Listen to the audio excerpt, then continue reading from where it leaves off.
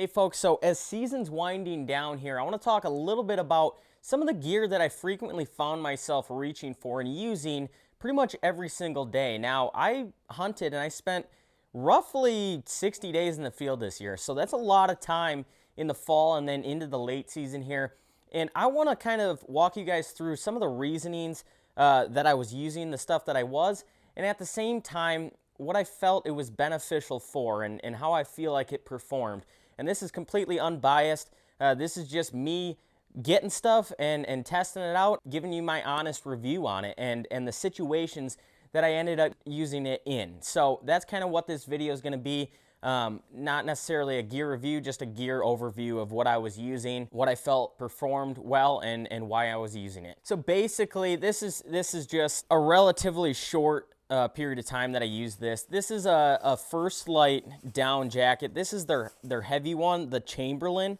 The only situations I was using this is when it was beastly cold. Now, this was my outer jacket during the gun season in Wisconsin because the blind I was sitting in, it wasn't insulated. It was cold, and I was sitting long periods of time, all day sits during the opening weekend.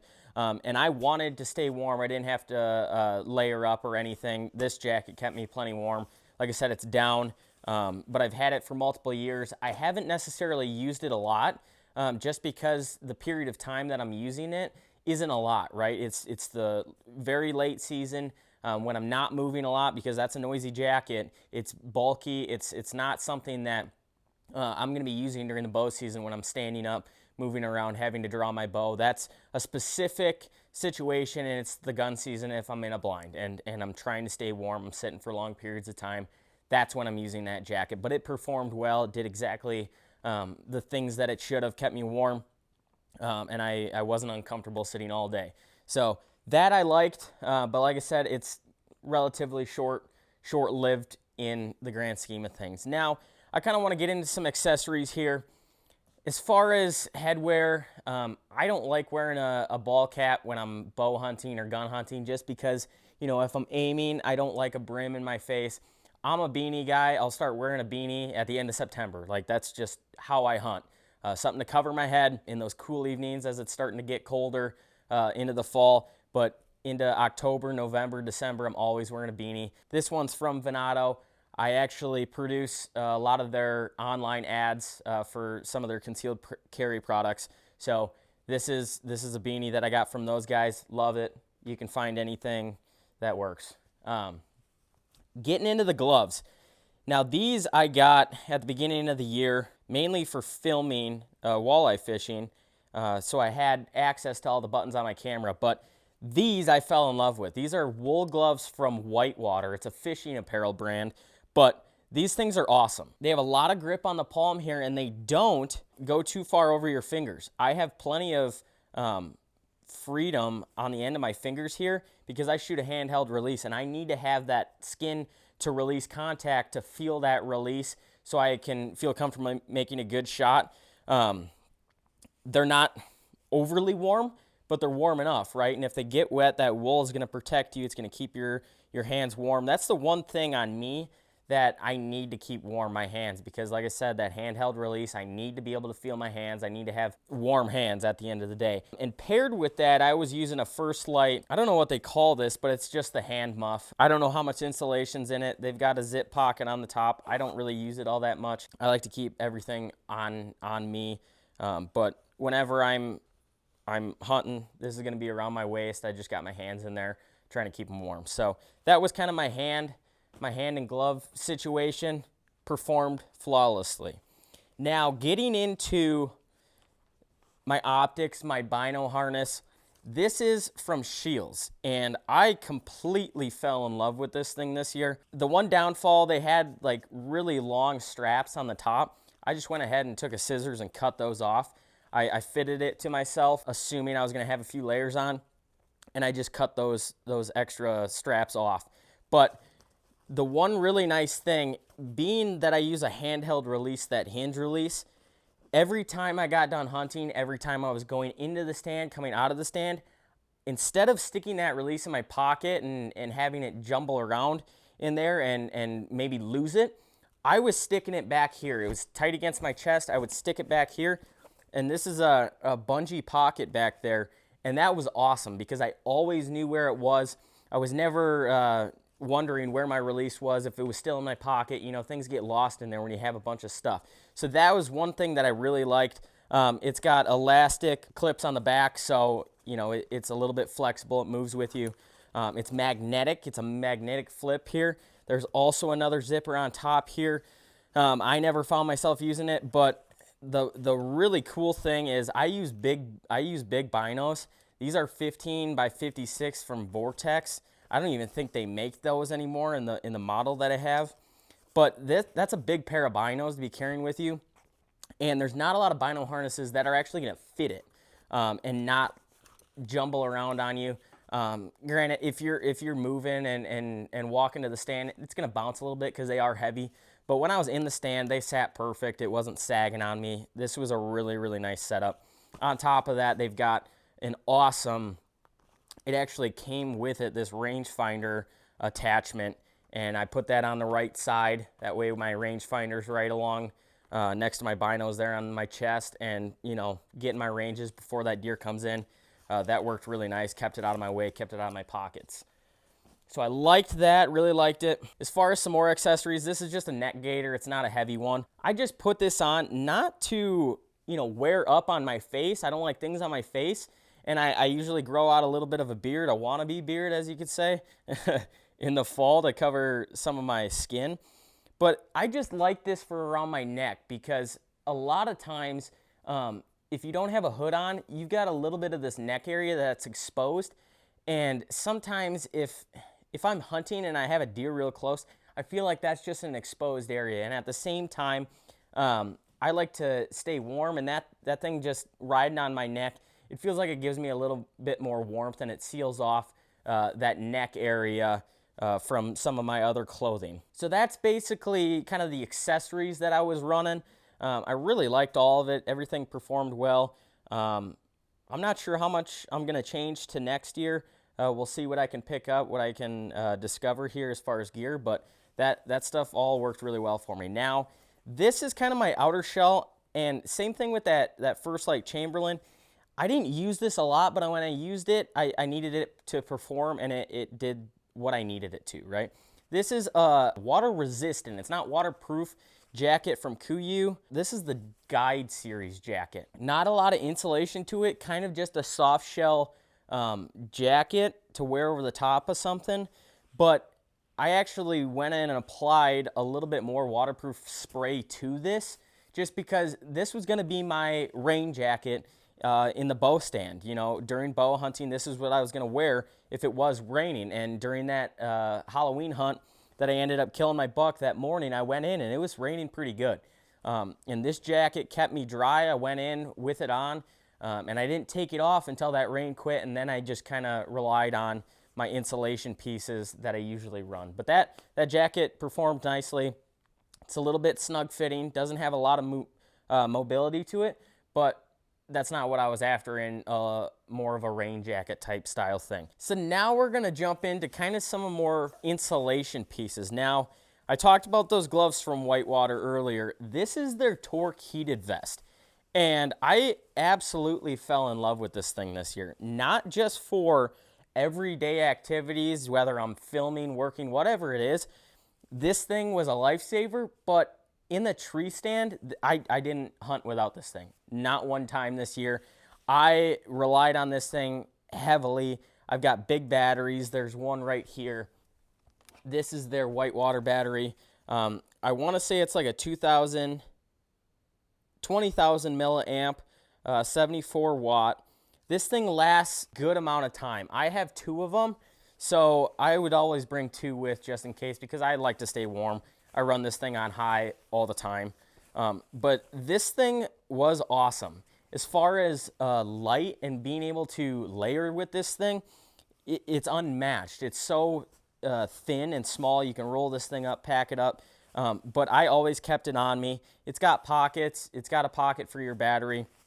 But I never had anything in it as far as gear in the pockets. But this thing was a beast when I was hunting. Always wore it. As long as you keep those batteries charged, you're good to go.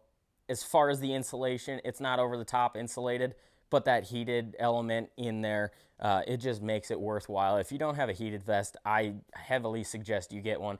First season that I've ever hunted with one, and it was a game changer as far as removing 2 layers from my upper body system, because that's what it did. So that was an awesome piece. That was kind of my outer layer piece if it wasn't underneath this wool sweater. This is from Fjallraven. This is called the Lada sweater, Lada. I need to get a bigger size after washing it a few times. It's starting to shrink up on me. It's got some tears in it. But this is a workhorse. I always have this sweater. It's thick, it's heavy, it keeps me warm, and it's quiet. This is why this is my outer layer, is because it's so quiet. I mean, I can rub this with whatever and it's gonna remain quiet. It's a workhorse, like I said. I don't go hunting without this thing either. Like I said, this is my outer layer or just under that heated vest. Get yourself one of these. They're awesome. I want to say it was like $200 online that I bought this, but this is one of my favorite pieces. Now, kind of diving into the base layer side of things, these are First Light Furnace, I believe. Furnace Merino wool. And these I wore all season long as well. I had their Arrow wools underneath, 2 of those, and then the Furnace on top. And then these are the Axis Hybrid pants. I love these pants. So I was running 2 pairs of First Light Arrow wool base layer bottoms, the Furnace bottoms, also wool, which are a little bit heavier, and then these Axis Hybrid pants. These I love. There's probably a little too many pockets and zippers. The only ones that I don't like is having this zipper on the back side. Because whenever I'm sitting down, if I don't have a pad on my hang-on stand seat, these zippers are gonna be metal on metal, and I don't like that. I can't shift around quietly because they're snagging. That's the only downfall to these pants. But other than that, having all of these side pockets right on your quads there, excellent. These top ones, I never really had anything in other than maybe some AA batteries for my wireless mics on the camera. But these are excellent. I waterproofed these a little bit more as well. I've worn them every single time I've went bow hunting for 2 years straight now, and there's not a rip on them. These things are tough, and they perform. So they're not over the top insulated, but my legs don't necessarily get cold very much, and I'm guessing you guys are kind of similar. They do have these side vents. I used them a couple times on my walk-ins just to stay a little bit more cool, but those pants, I love them. They're a little on the shiny side, but like I said, I like solid colors, just dull, solid colors to blend into my surroundings. So that's what I got. I got that greenish color, but those are awesome. As far as my upper body, a little bit more insulation. This was, depending on the weather, this was either underneath the heated vest and my outermost layer with just that vest over the top, or if it was a little bit colder, it was this, my wool sweater, that heated vest, or the heated vest over top of this, and then my wool sweater over top of that. This is also from Whitewater. I'm not sure. This might be the Bowie hoodie. This is their heavy duty hoodie, and this thing is a beast. This thing's heavy. I have multiple of these sweaters, but they fit awesome. But what I really like about these sweaters is this collar goes up way high on your neck, and it's tight around the neck, so it keeps a lot of that heat. On the hood, they also have these cinches. I never used them, but I always found myself using this sweatshirt just because of how warm it was. And I like the color. It's that dark kind of gray charcoal look, so it blends in really well. It's just a dark, almost a black color, and I really like that for hunting. Just underneath that was, the Furnace top quarter zip from First Light. That's also that base layer series. That was really nice. And then under that, this was my first and second layer. Actually, 3 layers here. I just always left these inside of each other because whenever you're putting on long sleeves, that are kind of tight fitting and they're snagging on other stuff, it's hard to get them on and off, and it's just a pain. So I left them all kind of combined here, and I would slide it all on as one piece. But these are the Arrow Wool series from First Light as well. That first couple layers. The one is just a straight long sleeve, no hood. The second is a quarter zip long sleeve with a hood. And then this outermost one, I think this is the Kiln. It's a little bit heavier. It's kind of their mid-weight. But that one I really like as well. And like I said, this is just, your first 3 layers. Nothing heavy, but just nice and tight to the skin, easy. It's very thin, easy to put on, easy to layer over top of, and I really liked it. So that's kind of what I found myself wearing every single time I was in the stand virtually. And it's one of those things that I'm always trying different pieces, different combinations of clothing. I was running a lot of the First Light sweatshirts. They're not quite as heavy as that Whitewater sweatshirt, so it kind of replaced them. I was wearing Lacrosse 800-gram insulated boots, maybe the Arrowhead series, I think those were. Those were nice because they're a little bit smaller, not quite as bulky, but as it started to get colder, I shifted to the Irish Setter Alpha Burley series, I believe, and those are like 1,200, 1,600-gram boots, and I really like those as well, but they're a little bit bigger, a little bulkier, and heavier for sure. But that was kind of my setup for all this year as far as clothing goes, and everything performed really well as far as when I used it for the conditions, staying warm. I never had any issues with that. I don't really have a wind breaker at this time, so that's maybe something that I'll look into, maybe getting a wind shell base layer underneath there somewhere, something to cut the wind a little bit more. But as far as staying warm, having that heated vest and having plenty of layers, I never had a problem. And the big thing for me when I'm layering for bow hunting is I need to stay skinny, right?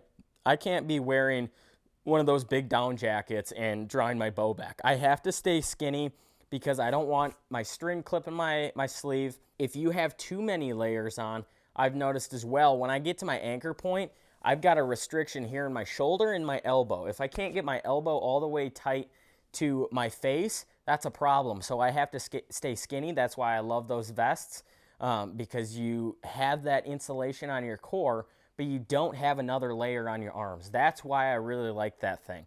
But that's the whole key with bow hunting, is being able to stay comfortable, stay warm, but at the same time being functional and being able to kill a deer when he comes in. So that's the big thing for me. Like I said, I don't care about camo. I don't care about brand necessarily. I just want something that's functional and that works, and that it hides me, right? So that's why I kind of like those deep green, that black, that charcoal, some brown. That wool sweater is really nice because there's zero shine to it. With it being just a wool fabric, it's just a dull, barky looking brown up in the tree, and I love that because anytime that you have that sunshine, if you have a real shiny piece of apparel on, it's going to reflect a little bit. And those deer, they're not seeing things that reflect other than maybe snowfall in the late winter months because it's got that shine to it. But other than that, they're not seeing anything real shiny unless it's wet. So when I get in the tree stand, I do not want to stick out whatsoever. I want to be dull. I want to fit in. I want to be fibery like the bark on the tree. And that's what that wool sweater is. It's very dull. There's a lot of snags and breaks in the fabric there. And I just love how it fits in. It blends me in perfect. I don't get busted, especially if I'm staying real still. I actually had a situation down in the chute where I ended up killing this year on Halloween. About 6 days prior, I had to sit there all day long, and I wasn't prepared to do so. I wasn't planning on sitting there all day long, but it was one of those mornings where everything was rolling, and it was that early pre-rut stage, and I ended up seeing 10 bucks that day. I had no food, I had no water, so I didn't eat or drink anything all day long, but I sat there all day long, stayed comfortable, wasn't prepared.